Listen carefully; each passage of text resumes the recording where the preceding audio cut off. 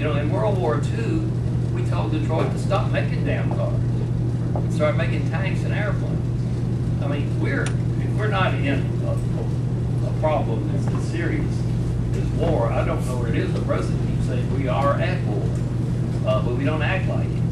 And I think that organizations like this need to get a sense of urgency into the message. I mean, it's great that y'all are up there in Sacramento. I think it's wonderful, but I think you need to reach out not just to other chapters of our organization. There needs to be a coalition made up of not only the Jewish people, but the environmental organizations, the national security people, all the folks that are concerned about these things together. The presidential candidates are paying lip service to this issue. They understand that it's a big one, but no one has put a action program in front of them worthy of the cause.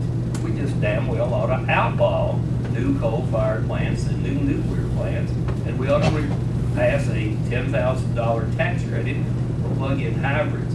We ought to offer the first car company that makes $1 million of them a $5 billion reward to be used to help their pension systems. I mean, the automobile industry is in the shape now where you can bribe them.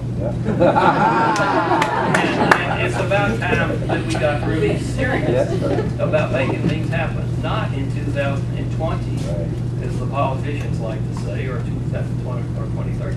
It's what we do in 08 and 09 that's going to make us or break us. And we're not doing squat in 08 and 09 worthy of the name except yakking.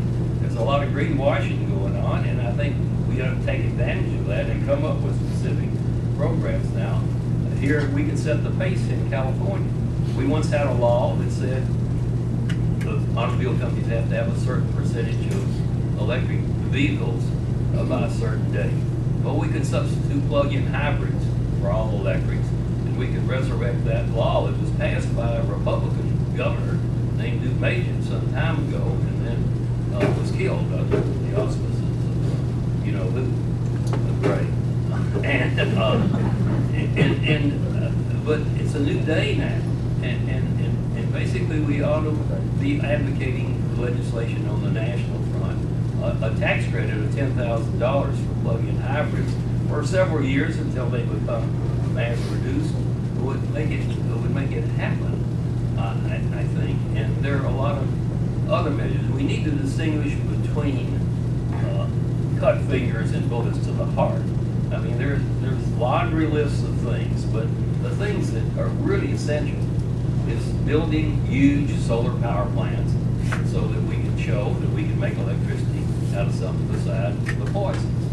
And the plug-in hybrids to show that we can get 150 miles per gallon. And the development of all electric vehicles, and a lot of money needs to be put into this. I mean, how many people in this room know that at 30,000 feet, there are steady winds that are strong and steady?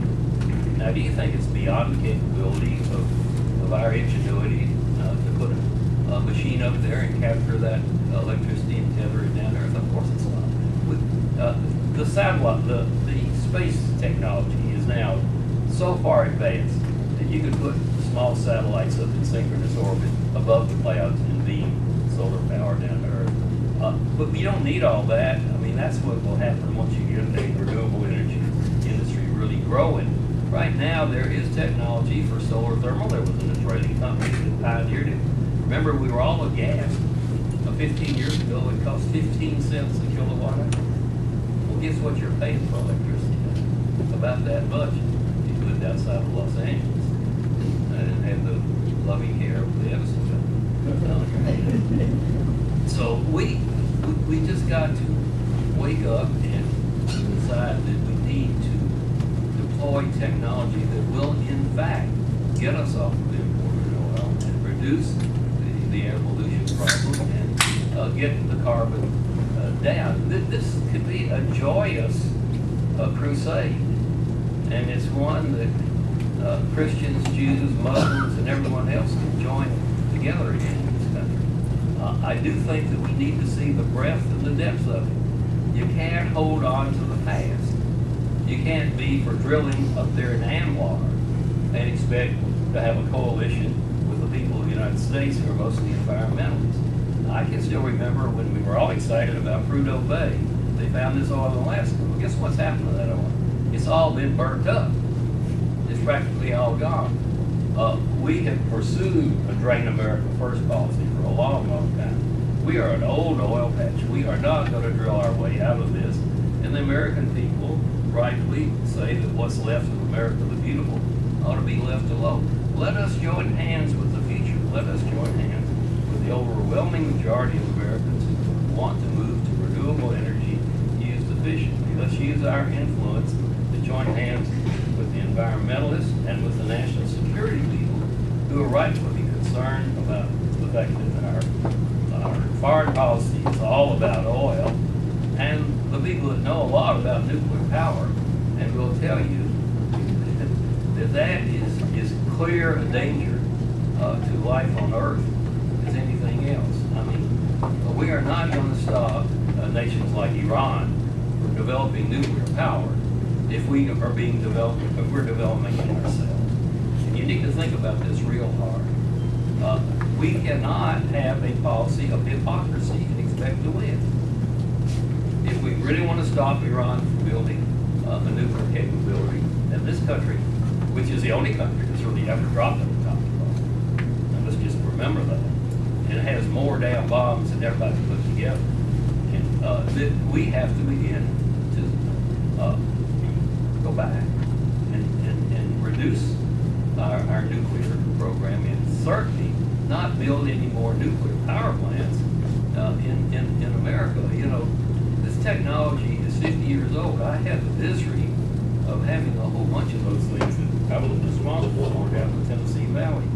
We hadn't figured out what to do with the waste in 50 years. I mean, let's get real.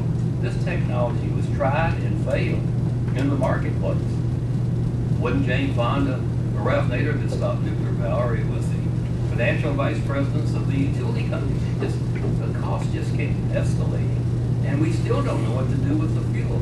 It is immoral, folks, to develop fuel that is radioactive and will be radioactive for millions of years without knowing what to do with it and leaving it for our kids and grandkids. I mean, it's time that the generation of people that lived through the first nuclear era stand up and be counted. That there are religious zealots about technology just as much as about religion itself. And the nuclear people are religious zealots about nuclear power.